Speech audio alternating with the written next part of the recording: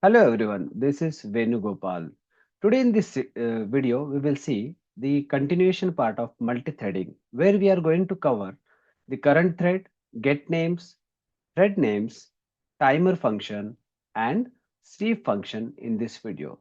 So let us move and we'll see the programming directly. So as discussed, we will see the some of the topics like current thread, how to get the names by using the getName function. This was the program that we have discussed in the last my part 2 video. So I'll delete this. I'll create one more program here. So I'll write a logics. First of all, we need to import threading module. Then I'm writing one function like suppose m1 is my function, and here I'm printing. We want to get the names of the threads, those who are running currently. Okay, so for that we are having two function like thread name colon. The function name is current thread. With the help of this current thread, right, whatever the thread is calling this function, that thread is going to display here. And to know the name of that particular thread, we need to take the help of one function name that is called as getName function. Now this current thread, this classes belongs to the threading module. So I need to call by using the module name. So this will return the first thread, whatever the thread is calling. Secondly, what I'll do, I'll take one more function, M2. These are the logics I am writing. Similarly, I'll write print again thread name colon comma threading dot current thread dot, this is a syntax, get name. So these are the logics, right? So my logic contains two functions. Now the second part is we need to create the threads. So I'll create one thread, that is T1 equals to threading dot thread, and while calling this we need to mention the target because we have a logic, so we need to pass that function here. So first of all I'll call M1 and T2 threading dot thread, and here I'm passing target is, sorry, M2. And after creating the thread, now our job is to call the thread. The T1 dot start and T2 dot start. Okay. So here what happened? I have created the logics where two functions I have created. Now after that we have created the threads, and in the target we have called that particular logics here. Okay. And after that we have started the threads. So what happened whenever we'll call this T1 dot start, right? This threads is going to be executed and M1 will be executed first here. Okay. And here what it will, it is going to print the default names of this particular thread, the T1 and T2. So let us check what will be the default names for this threads T1 and T2. This T1, T2 are we have given one variable name, but the system is going to print the default names. So let us check with that.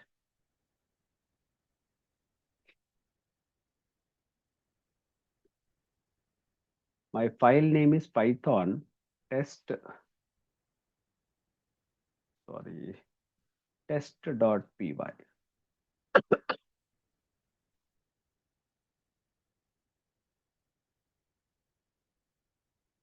It is giving thread name as thread1,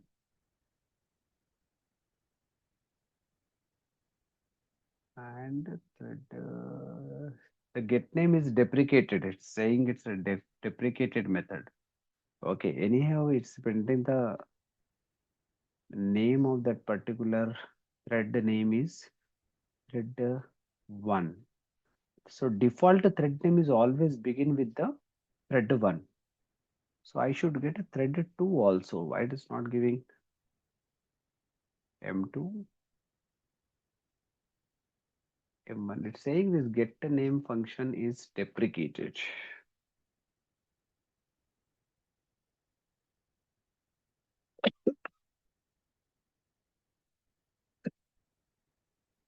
Python. Let me run once again. Test.py. Deprecation warning. Okay.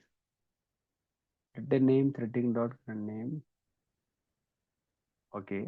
See, there is no error actually. It is giving the default names. If you carefully observe this function, right? So it is giving the thread one is the default name for the first thread, and thread 2 is the default name for the second thread, right? It's showing what it's giving a warning that this method is no more even in existence. It's a deprecated. Which method? GetName method. Okay, otherwise the rest of the things is okay. Let me check by doing one thing. I'll not use this name. Control S.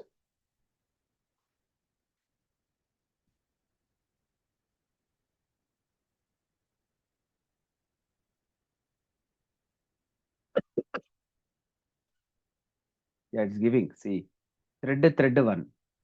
Okay, and the thread one is started state, right? So it's giving a proper value.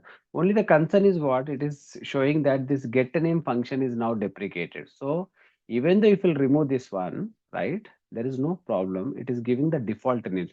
What we are going to understand here, right? Okay, what is the default names for this thread when we are creating? Okay, so T1 and T2, these are the basically they are storing this data. Okay, this whatever the object is written from this one, it is storing in this T1 and T2 object. But what is the default names that we can come to know when we will execute this program? So if I'll execute C, the thread one is a default name, and see it's also showing the status that is the thread one is started. Similarly, the thread two is also started.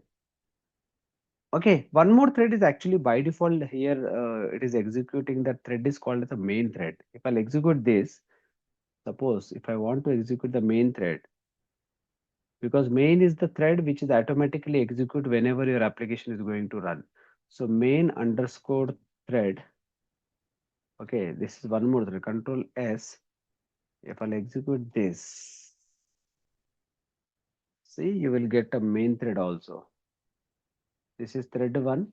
See, this is the main thread, right? The main thread is started. So default name of the main thread is main thread only, but the default name of the other thread, see, it's a thread one, thread two. Okay, if you have a one more thread, that the default name of that thread two will be thread three.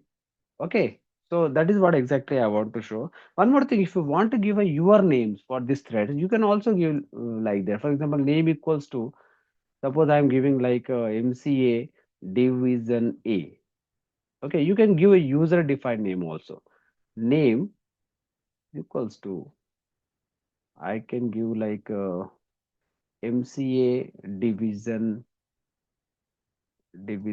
B. So when you give these names, now the default name, you know what we have got like thread 1, thread 2, they will be replaced by this MCA division A and MCA division B. Now I am giving my threads my own names. Okay, so if I'll execute one more time,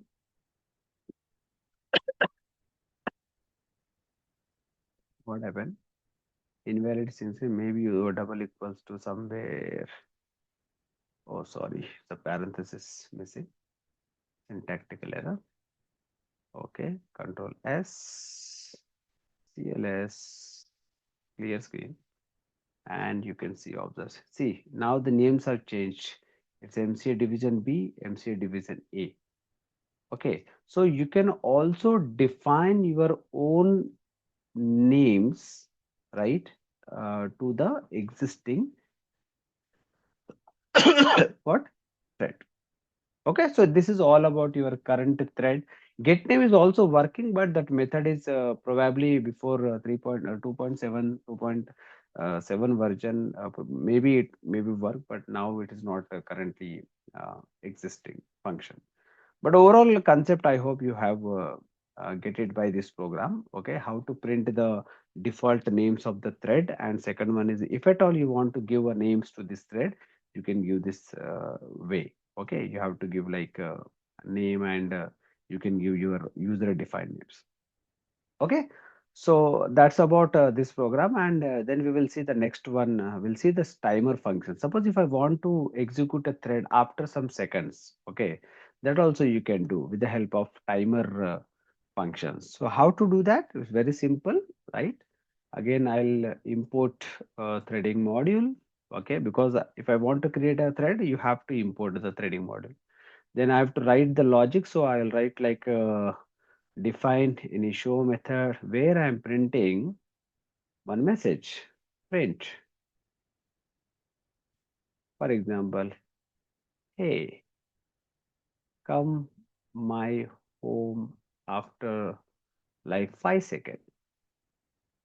Just a message. Okay. And here, while creating a thread, T1 equals to threading dot. We have one function called as timer where this thread is going to execute after 5 seconds. So you need to go 5, and which function you want to execute? Show function, because the logics are written over there. Then we will start this thread t1 dot start. So what happened? The program will execute, but this message will be printed, or this thread is going to be printed, executed, not basically printed. This thread is going to execute it after 5 seconds. Means after 5 seconds, this logic is going to execute. Okay, so let us check it out. Clear the screen and check it out. You can observe 1, 2, 3, 4, 5, and here is the output you're going to get. Hey, come, okay, sentence not matter. Come my home after 5 seconds. Hope you have observed. I'll again execute this one. See, you can count 1, 2, 3, 4, 5, and here's the output. So if at all you want to execute the thread after some given amount of time, so when this kind of timer function is going to, whenever you have having some scheduled transactions, okay, suppose you are having some transactions after 1 day, 2 day, or some certain time, then this kind of program you can execute with the help of timer function. And finally, we will see with one more function, that is a sleep function. Sleep function is basically used, sleep function. Sleep function is used to stop the thread execution for some time, some for you can say some specific time period. We'll see directly with the help of one program, right? So we will import threading module and we'll write one logic like show, simple logic where I'm printing, suppose,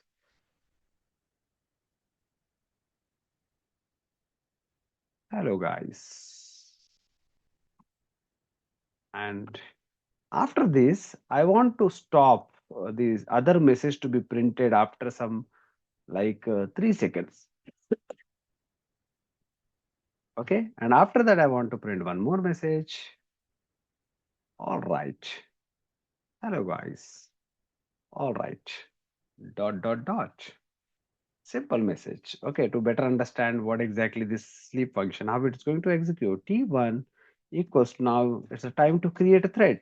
Okay. So T1 is equal to threading, threading, threading dot something missing, threading dot, the function is, oh, which class? Thread class. In the bracket, the target is equals to show, and we'll start what? T1 dot start. That's it. Now here one more thing, the sleep function is belongs to the time module. Okay, so I need to import this time as well. Control S. Now check it out, the execution here. Okay, clear the screen and check it out. Hello guys is printing, it's waiting for 3 seconds, then it is printing the all right. So if at all you want to stop that thread execution for some time, okay, that logics you want to execute after some time, okay, so sleep function is a best option for that.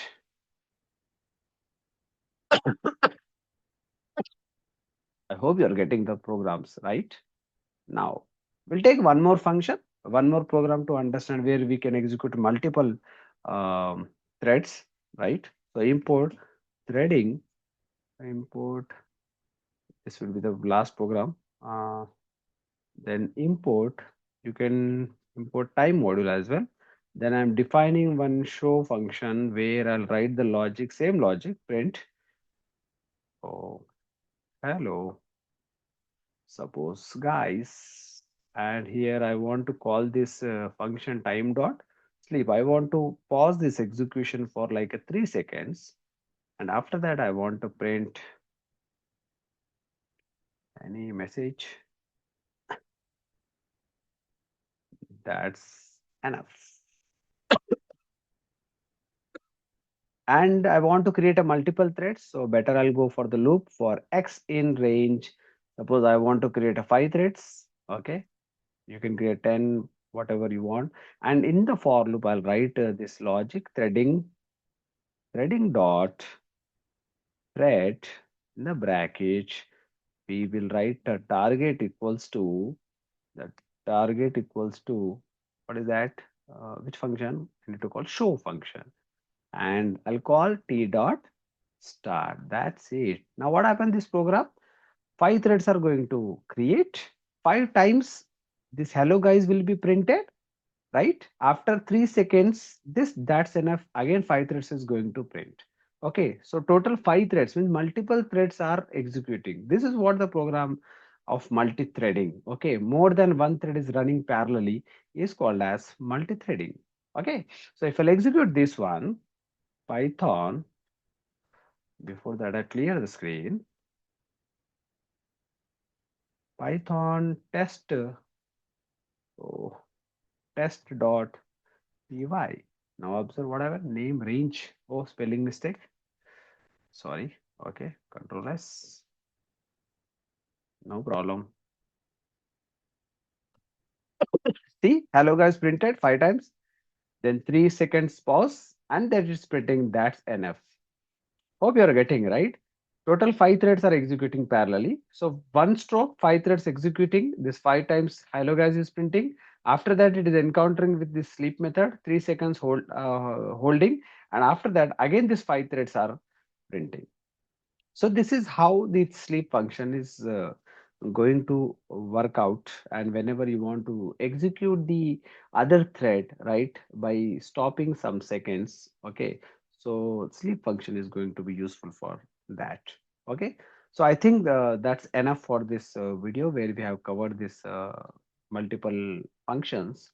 Okay, so we will come up with some more videos. Till then, keep watching. Bye bye.